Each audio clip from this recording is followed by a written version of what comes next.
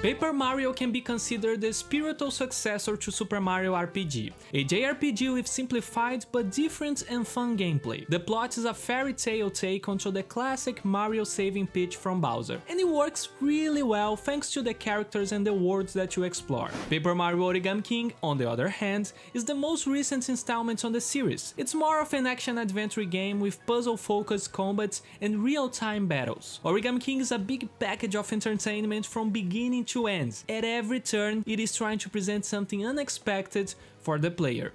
I love both of those games. Paper Mario I played for the first time on the Wii U Virtual Console, and Origami King I finished very recently on the Switch. Now that the first game is also available on the Switch via the Nintendo Switch Online, I decided to revisit, and I realized that the relationship between those two games is very interesting. As I said, Origami King is a game constantly trying to surprise you. Sometimes it almost feels like one of those videos from huge YouTubers where in every minute there's something new and crazy happening to keep your engagement. And that's one of the reasons why I really enjoyed the game. But after the credits, I realized a strange feeling during the experience. Even though Origami King is definitely a continuation of the new style of Paper Mario that we saw since Sticker Star, a good amount of elements that debuted in Paper Mario 64 are returning. However, why I didn't connect to the worlds in the game in the same way that I did in Paper Mario on the 64. Partners are back, a huge and connected world is back, the story is clearly trying to be more epic, but even with all of that, why does it feel so artificial? The problem is, Origami King is not fully committed to any of that. Every attempt to return to the classic Paper Mario feels half-hearted. You probably watched Toy Story. Do you know those crazy and insane stories that we created as kids using our full arsenal of different toys and a lot of imagination? That's how the events feel in Origami King. Not only because they are crazy, unexpected and imaginative, but because everything in the game is literally something real. Usually it's paper, but there are also other things. I can clearly see the positive aspect of this. It's an approach that can lead to a lot of fun moments. But then, well, this approach makes really difficult to immerse you into the game. When Toy Story was representing one of the many scenarios created by Andy, it didn't show exactly what he was doing, it actually showed how he was in his imagination.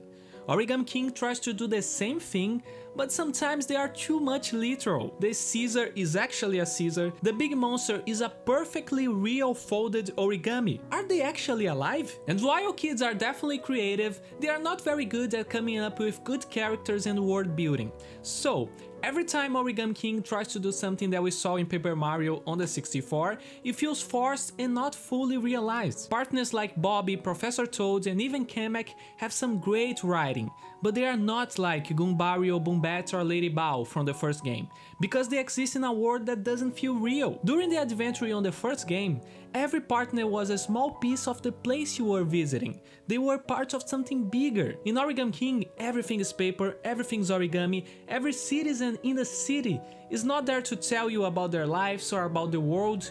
Usually, they just want to tell you a joke. Hey man, how are you? Haha, I'm Paper. Immediately when I started playing Paper Mario again on my Switch, I realized how fantastic the variety of characters was inside Peach's castle at the start of the game. They are different, colorful and alive. There are also small moments in the game, like when you play as Princess Peach during the time she is locked at the castle. Those moments add a lot to the overall story and the feeling that every character is a real person in that world. I loved Olivia, she's fantastic and shared a great relationship with Mario. I loved Luigi, he's fun and is always trying his best. But what surrounds them? It's a world where everything is made of paper and everything is aware that they are made of paper, to a point that's impossible for you to feel like everything in the game is actually happening. I knew all the moments that the game wanted me to feel emotions, and they were actually very well written. But man, it is hard to actually care for the stakes in a world like that. In a world made of paper. I'm not saying that Origami King is a bad game because it isn't. It's a game made with a lot of care and a lot of polish.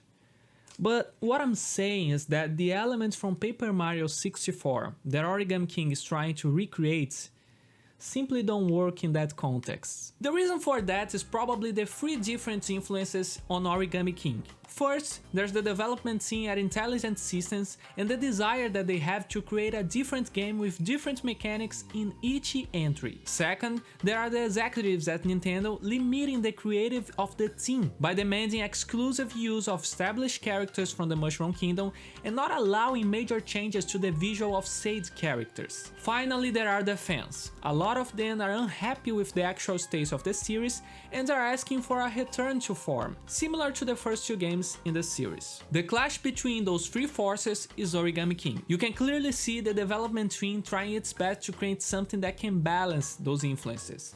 But maybe it is simply impossible. It's strange because Origami King doesn't feel like an evolution of the first game in the series on the story departments, which is something reasonable to expect considering that they are in the same series. But I must admit, it's incredible how fun Origami King is, even with a story that lacks cohesion and substance. I don't want this to be just one of those videos where I say that Paper Mario is bad nowadays and that's it, because I don't think it actually is. The only game that I actually don't like and maybe that I hate is a Sticker Star.